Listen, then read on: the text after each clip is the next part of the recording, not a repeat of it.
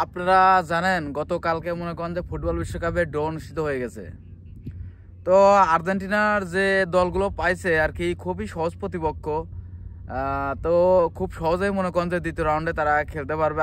Argentina যে গ্রুপে পড়ছে, আর্জেন্টিনা, অস্ট্রেলিয়া, আলজেরিয়া, জর্ডান।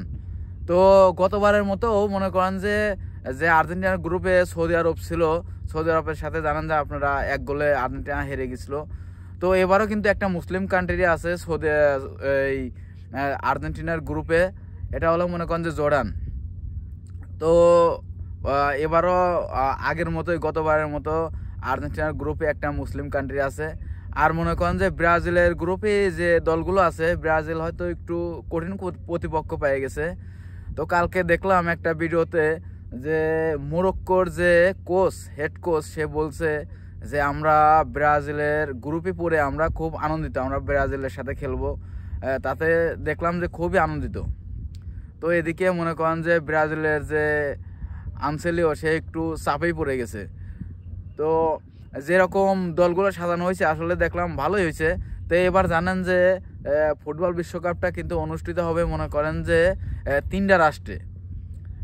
একটা হলো মেক্সিকো, যুক্তরাষ্ট্র এবং কানাডা, 3টা রাষ্ট্র মিলায় কিন্তু এই ফুটবল বিশ্বকাপটা আয়োজন হবে। তো এই 3টা রাষ্ট্রে মনে করেন যে প্রত্যেকটা ম্যাচ খেলা হবে। আর এই যে ব্রাজিল যে গ্রুপে পড়ছে, গ্রুপটা আসলে অনেকটাই কঠিন হয়েছে। আবার দেখেন যে স্পেনের গ্রুপে মনে করেন যে পড়ছে এইচ গ্রুপে, স্পেনের গ্রুপে পড়ছে সৌদি আরব। তো সৌদি আরব পড়লেও এই গ্রুপটা অনেকটা সহজ আছে। আবার ফ্রান্সও কিন্তু অনেকটা সহজ গ্রুপে পড়ছে। আই গ্রুপে মনে করেন যে ফ্রান্সের যে সেনেগাল আছে, আরও দুইটা দল আছে একদমই সহজ প্রতিপক্ষ, তারা খুব সহজে দ্বিতীয় রাউন্ডে যাইতে পারবে। আবার এখনও মনে করেন যে প্লে অফ খেলে মনে করেন যে জার্মানি এখনও আসতে পারে নাই। তো এখনও 6টা দল মনে করেন যে মূল পর্বে আসা বাকি আছে, তারা এখনও খেলতেছে। তো এরা মনে করেন যে এই যে প্লে অফগুলো খেলা আছে, এই খেলার পরেই মনে করেন যে তারা এই মূল পর্বে আসবে। যেমন মনে করেন যে ইরাক চান্স পাওয়ার জন্য মনে করেন যে বসে আছে, মানে অল্প আর একটা ম্যাচ আছে, একটা ম্যাচ খেললে পরেই এই ম্যাচ যদি ড্রও করে বা যদি এক গোলে পারেও তাই ইরাক চলে যাবে মূল পর্বে। তো এরকম আরও 6টা দল মনে করেন যে আসা বাকি আছে। আপনারা দেখেন 2010 সালে কিন্তু বিশ্বকাপে স্পেন কিন্তু কাপ নিয়েছিল আফ্রিকা থেকে। কাপ নেওয়ার পরেও কিন্তু বলছিল যে আমরা দ্বিতীয়বারের জন্য আমরা আমাদের কাপ বা আমাদের শিরোপা ধরে রাখবো, কিন্তু আসলে কিন্তু পারছিল না। তো এরকম কিন্তু 14 সালে মনে করেন যে জার্মানিও বলছিল যে আমরা 14 সালে যেহেতু বিশ্বকাপ নিয়েছি, পরবর্তীতে 18 বিশ্বকাপ আমরাই নিব, মানে আমাদের কাপ ধরে রাখার জন্য চেষ্টা করব। কিন্তু তারা কিন্তু পারছিল না। তারা কিন্তু 18 সালে 22 সালে দুইটা বারই কিন্তু মনে করেন যে এই গ্রুপ পর্বের যে প্রথম ম্যাচগুলো এটাই দ্বিতীয় রাউন্ডে যাইতে পারছিল না, মানে গ্রুপ পর্ব থেকে টপকাইতে পারছিল না। তারা মনে করেন যে জাপানের সাথে, নর্থ কোরিয়ার সাথে কিন্তু দুইবারই কিন্তু পরাস্ত হয়েছিল। তো আসলে এবার আর্জেন্টিনার ভাগ্যে কি আছে আসলে বলতে পারি না। আর্জেন্টিনা কিন্তু 22 সালে বিশ্বকাপ নিয়েছে, কিন্তু অলরেডি তারা বলে দিয়েছে যে আমরা 26 সালে বিশ্বকাপ ধরে রাখার জন্য চেষ্টা করব। তো আসলে কখন কি হয় বলা যায় না। তো এবার আপনারা জানেন যে ফুটবল বিশ্বকাপটা অনুষ্ঠিত হচ্ছে কিন্তু 48 দলে।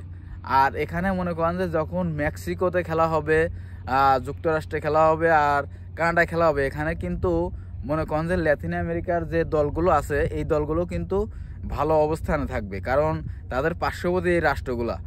তো দেখা যাক আসলে কি হয়, আমরা আসলে দেখার জন্য সেটাই বসে আছি।